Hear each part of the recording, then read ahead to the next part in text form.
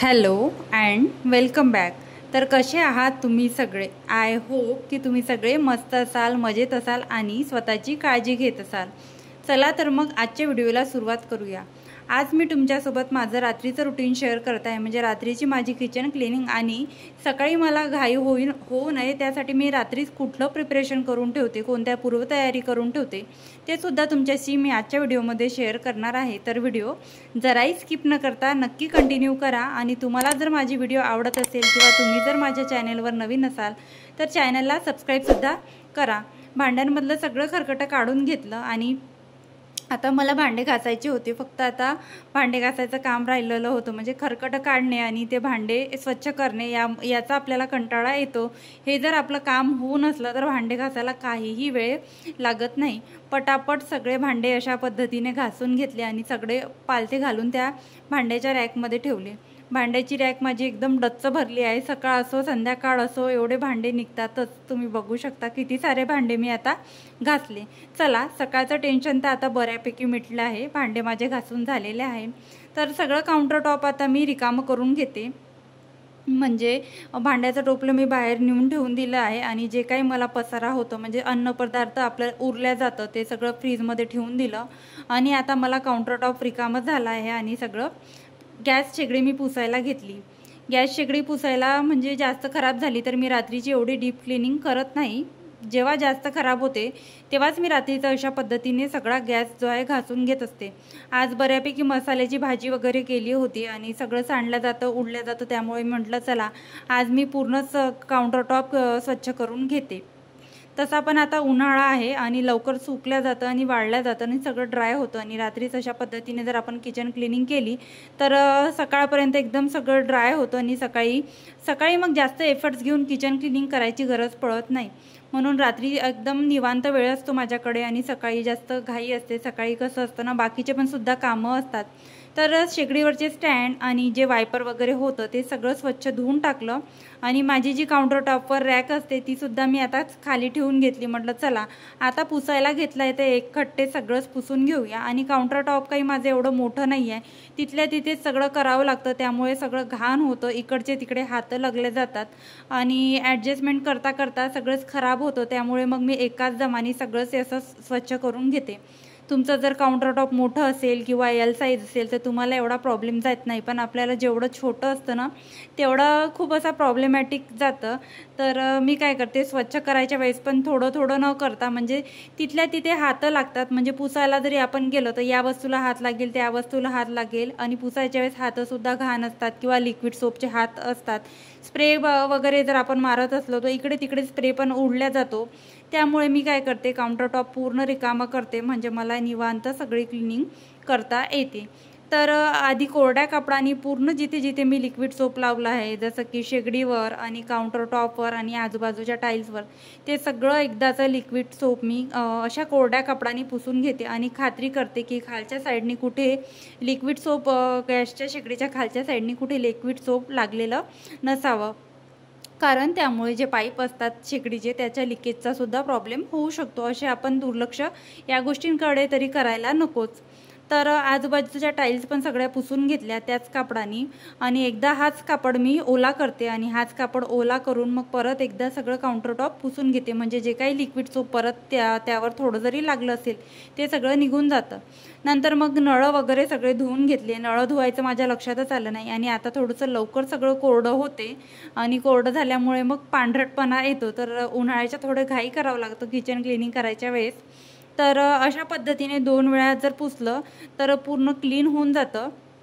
बघा आता मी एकदम परत एकदा हा कापड ओला केला आहे आणि थोडं पुसायला घेतला आहे, म्हणजे जिथे जिथे कुठे कानानो कोपरा आपला जिथे आपण लिक्विड सोप लावलं तो एकदा अशा पद्धतीने जर आपण परत एकदा पुसून घेतला तर कुठेच आपलं लिक्विड सोप असं चिकटून राहिल्याचं आपल्याला काहीच अशी भीती राहत नाही. एकदा आपली खात्री होऊन जाते की सगळं लिक्विड सोप आपण जिथे जिथे लावलं आहे ते सगळं निघून जाते. आणि काउंटर टॉप छोटं असलं तर क्लिनिंग करायला पण मला कसं पटकन होऊन जातं तेवढा भाग. आणि सिंक वगैरे सगळं स्वच्छ केलं आणि काउंटर टॉप अशा पद्धतीने स्वच्छ केला. बघू शकता तुम्ही किती छान दिसत आहे, चमकायला सुद्धा लागला आहे.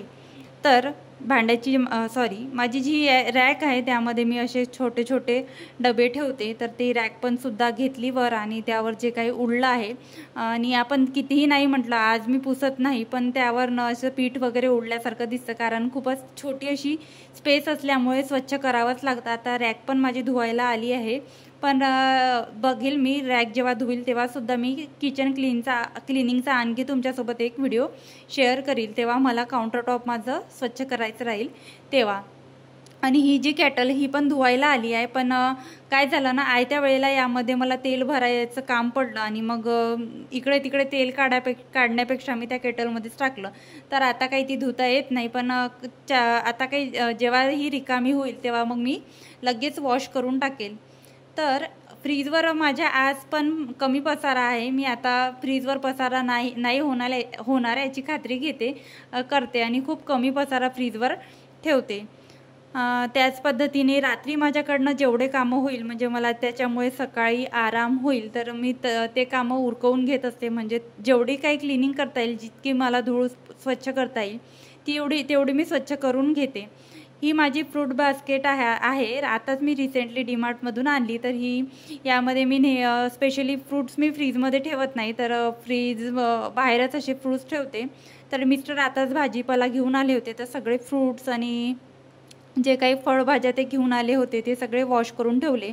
आणि मी पालेभाज्या काही धुवत नसते, मेथी नाही, कोथिंबीर आहे ते, तर मी धुवत नसते पालेभाज्या. पण काय झालं, खूप सारी माती लागली होती आणि नागपूरमध्ये पाऊससुद्धा सुरू आहे, त्यामुळे होऊ शकतो खूप सारासा चिखल लागल्यासारखा त्या सांबाराला होता.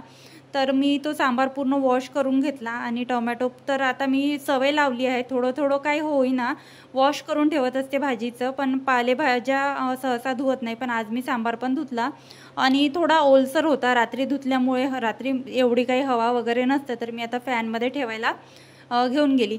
हे कारले या बॉक्समधून बाहेर काढून घेतले, कारण मला उद्या सकाळी कारल्याची भाजी बनवायची आहे टिफिनमध्ये. तर ह्या कारल्यांना मी आताच कापून याला मीठ लावून ठेवणार आहे, जेणेकरून याचा सकाळपर्यंत जो करवटपणा आहे तो कमी होऊन जाईल. कारण सकाळी काय होते ना, लगेच कारले चिरून मला फोडणी द्यावं लागतं, तर सकाळी ते मग भाजी कडू लागते. त्यामुळे मग मी रात्रीच अशा पद्धतीने कारले स्पेशली चिरून ठेवते. बाकीच्या भाज्या मी चिरून ठेवत नाही, पण मी फ्रीजमध्ये ठेवत नाही, बाहेरच कारल्याला मीठ लावून ठेवून देते. तर अशा पद्धतीने टोमॅटो आणि फ्रूट्स तर मी फ्रीजवर ठेवून देणार आहे. फ्रीजवर याच्यासाठी ठेवते कारण बस खाली ठेवलं ना तर उद्या ते फ्रूट्स पूर्ण खराब करून ठेवते, म्हणून मग बराचसा माझा पसारा फ्रीजवर असतो. म्हणून मी माझी फ्रूटची बास्केट जी आहे फ्रीजवर ठेवते. लहान मुलांचं कसं आहे, खाणं आणि घेणं एक आणि जास्त खराब करणं एक, म्हणून ती घरसुद्धा खराब करते, बेडशीटसुद्धा खराब करते. केळी वगैरे घेऊन जाऊन अशी फोडून टाकते हाताने. म्हणजे टोमॅटो जरी तिला दिसला ना वॉश करून मी ठेवलेला, तर ती नुसती त्याला पिचकून टाकते आणि घाण करून ठेवते, भिंती पण खराब करून ठेवते. तर सगळं मला वॉश करून असं वर काउंटर टॉपवर कुठे किंवा कूलरवर अशा वस्तू ठेवावं लागतात. भाजीचं घरात आलं की अशा पिशव्यासुद्धा घरामध्ये येतात, तर अशा पिशव्या मी अशा गोळा करून घेते. आणि मला जर कोणी मागितल्या तर मी त्यांना आयत्या वेळेला अशा व्यवस्थित ठेवलेल्या पिशव्या त्यांना हँड ओव्हर करते. म्हणजेच काय होते ना, पिशव्या जास्त प्लॅस्टिक पण वापरले म्हणजे रिसायकलिंग होते, म्हणजे पुन्हा विकत घेऊन प्लॅस्टिक घेण्याची गरज पडत नाही. मी ह्याच जे पिशव्या आहे माझ्या, मी बऱ्याचशा जणांना देते. मला कोणी मागितलं तर त्यांना या पिशव्या मी देऊन देते. आणि कसं आम्ही हप्त्याला म्हणजे भाजीचं आणत नाही. मिस्टर जेव्हा ऑफिसमधून येतात तर तेव्हा रोज काही ना काही घेऊन येतात, तर मग तेव्हाच वॉश करून ठेवते. आणि अशा पिशव्या पण माझ्याकडे बऱ्याचशा जमा होऊन जातात. तर स्क्रबर वगैरे वॉश करून ठेवले आणि ते खिडकीमध्ये ठेवले आणि छान सुकून जातात. घाणेरडा वास वगैरे येत नाही, सकाळपर्यंत छान ड्राय होतात. तुम्ही जर किचनमध्ये स्क्रबर वगैरे ठेवत असाल सिंकजवळ, तर तुम्ही गरम पाण्याने धुवू शकता. माझी स्क्रबर मी बाहेर ठेवते भांडे घासण्या, तर माझ्या त्या एकदम ड्राय होतात.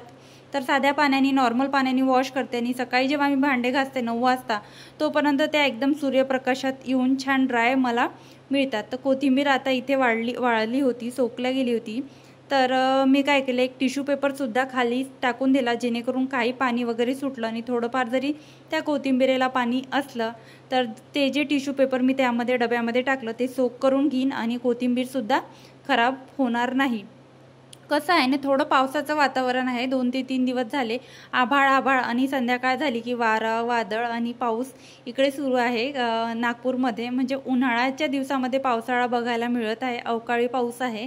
पण कसं आहे ना, उन्हाळ्यात उन्हाळाच असायला पाहिजे असं मला वाटते. आणि गरमी पण होत नाही आहे, पूर्ण असं थंड वातावरण झालं आहे. तर तुम्ही बघू शकता अशा पद्धतीने मी सगळं व्यवस्थित ठेवून दिलं आहे.